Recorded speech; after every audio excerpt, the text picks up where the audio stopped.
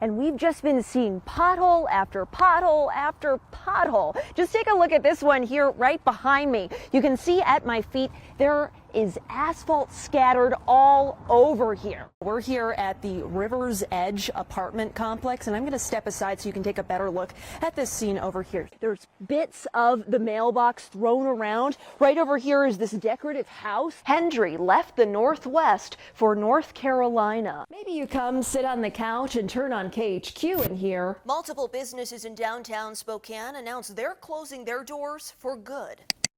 So what does this mean for an investor? You can see those dark black plumes of smoke. To break it down, in 2025, a ratepayer could see their utility bills go up another $7.14. Stop! This is a scam. Before you come out to spend a day skiing. But as we head into a big election season, ballot security in the mail might be on top of mind for many. The manager here tells me the thieves made several trips to the unit. The first time on Friday night, then again Saturday morning, and then Sunday morning, which was when they were spotted by security as they were going through this fence right here. 13 years of our lives in there. Not too long ago, Howard Leffler and Kaylee Bigarell moved to an apartment in the Spokane area and purchased a unit to store items for the time being while they planned to buy a house. That is pretty much how high I had all my stuff packed on the sides all the way around. And that's why they were shocked and heartbroken when alerted that their unit was targeted. This is just the leftovers, the greed. The thieves made off with their snowblower, 2 TVs, camping gear, boxes of vintage comics with sentimental value, and artwork. We're getting married in 2026. They even took my wedding arch. Dale Earnhardt jackets and stuff. The hardest loss is Leffler's late father's NASCAR collectibles. Stuff that was special to him that I kept, and they took all that. That's irreplaceable. The manager at Argonne Montgomery Storage told me over the phone that the thieves cut holes through the fence, now blocked by this dumpster, and that's how they were able to get in and out with all of the big gear. The manager says alarms did go off and their private security guards did respond 3 times. However, they didn't catch the thieves or spot that the unit had been broken into until Sunday morning. That morning, one guard spotted one of the thieves who was able to get away. Just utter devastation.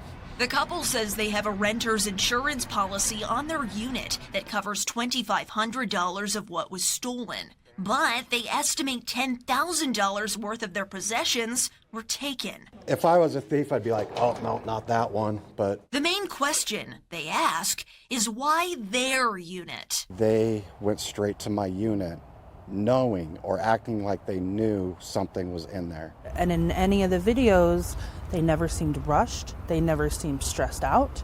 They never seemed worried whatsoever.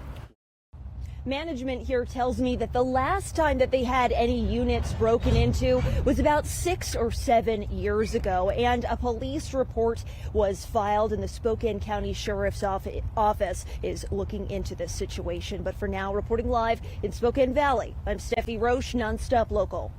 Sean, the concert series happened here in McEwen Park for several years, and business owners say that added some legitimacy to these events. And that's why when they signed on in the summer of 2024 season, they were shocked when the concerts never happened. I would like justice served. Trisha Whitney has owned Malvaggio's for about a year now. She says she received a message from Tyler Davis of Davis Enterprises Incorporated asking if she was interested in becoming a Live After 5 vendor. Jillian Rowley, the owner of Pokeworks, also was invited to be a vendor. This spring, I finally got the courage and the correct staffing to be able to pull something off. Whitney says she invested close to $5,000 into this project. That was paid to him. So I had planned for staffing, we had ordered product, had declined other catering opportunities.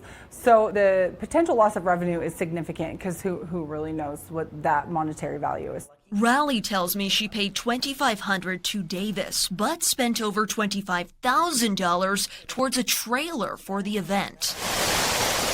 The concert series was supposed to kick off in June.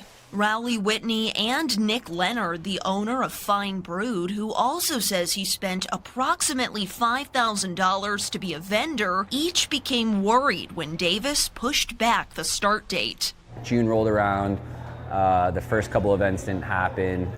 The businesses continued to reach out to Davis, each time being reassured the concert series would happen, but at later dates. Then on July 9th, Davis sent a letter to the vendors, claiming the city was responsible for a breach of contract and assured them that they would be compensated, adding he hoped the series would kick off at the end of July and run through September. This was the last time the businesses say they heard from him. The agreement between Mr. Davis and those vendors are between those two parties, not between the city. My agreement with Davis was with him. For the most recent contract, Coeur d'Alene Parks and Rec says their term of agreement with Davis Enterprises started on March 21st of 2023 and was set to run through the summer of 2027.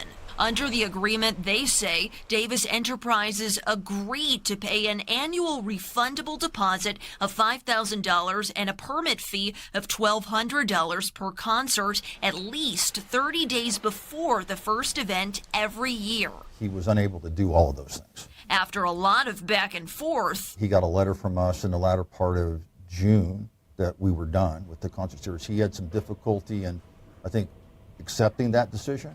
It's a really good event. I took all of this to Tyler Davis himself. There's a clause in our contract where they wanted us to pay our fees, in advance, 30 days in advance. We've always paid our deposit in advance. We've never paid the full season in advance, even last year. And for the businesses, They feel that they were scammed out of thousands of dollars. I don't blame them, and I feel absolutely horrible about that. Unfortunately, it's out of our hands at the moment. Our intent was to run the season last year, and unfortunately, by the city pulling the plug on that, it's really kind of put a wrench into that. he tells me he hopes to reimburse the businesses. According to Idaho state records, the company, formed in April of 2013, was dissolved in July of this year. Davis says he hasn't said anything to the vendor since the summer on the advice of his legal counsel, adding he's considering pursuing legal action against the city, all while the businesses, who have yet to be reimbursed, are considering suing him. Unfortunately, it's very difficult to try and go after someone financially if they don't have anything. The city says they have not contacted the businesses. I guess be careful who you go in business with. This lack of communication causing much irritation to the owners, who are just seeking accountability. Hopefully that this doesn't happen again. And I believe that you cannot steal from small businesses. Now, and Steffi, the businesses say they are doubtful that they will get paid if that money was paid to Davis. Where is it tonight?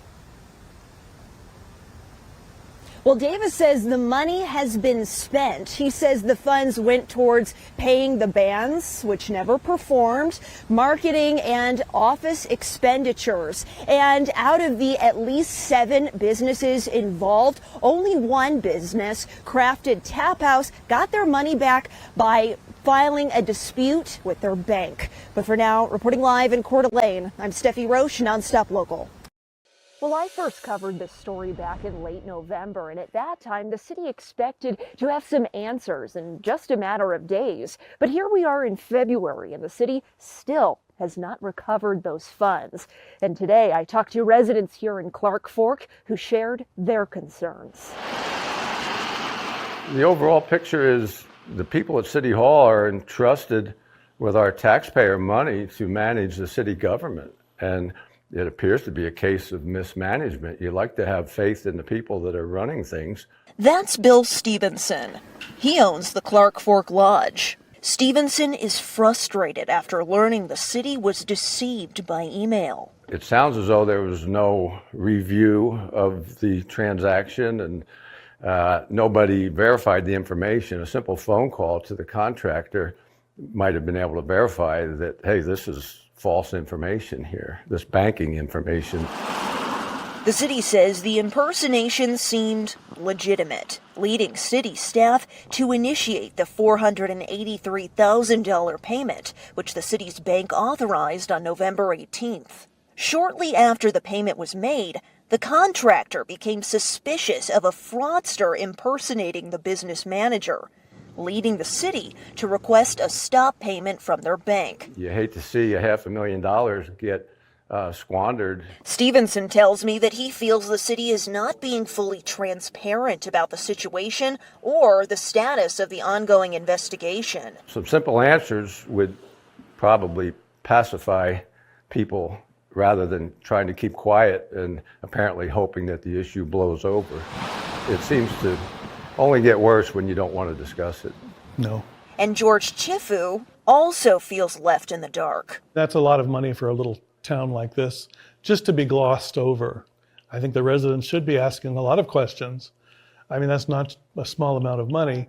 I took these concerns to City Councilman Jay White. The investigative agencies are digging into all of the technical parts of it. The city claims it's at the mercy of agencies such as the FBI. Do we know where that money is now? Good question. And no, we don't know where that money is right now. Again, we're going to rely on the agencies to report their findings, and they have not reported to us that they have located or in any way found out where those funds are. So we simply are waiting. I then reached out to the contractor, Noble Excavating. The project manager does not believe Clark Fork ever paid them. Councilman White confirmed the city has not resubmitted payment. With an amount of money that is missing from that project, we're asking the question, how do we proceed? We are not in a position as a municipality to increase taxes or increase fees to handle a problem like this. So the public won't receive any kind of an uptick in cost. As the investigation and work to recover the funds continues, the concerned residents in this town, with a population of just over 500 people, say they will continue to seek answers and accountability. Local governments, not just the federal government, city governments, school districts, we all need to start paying attention. The city tells me they hope to have a similar outcome as the town of Gooding, Idaho, a town that was scammed in a similar manner last summer. They were scammed out of $1 million, but ultimately were able to recover those funds. For now, reporting in Clark Fork, I'm Steffi Roche, Nonstop Local.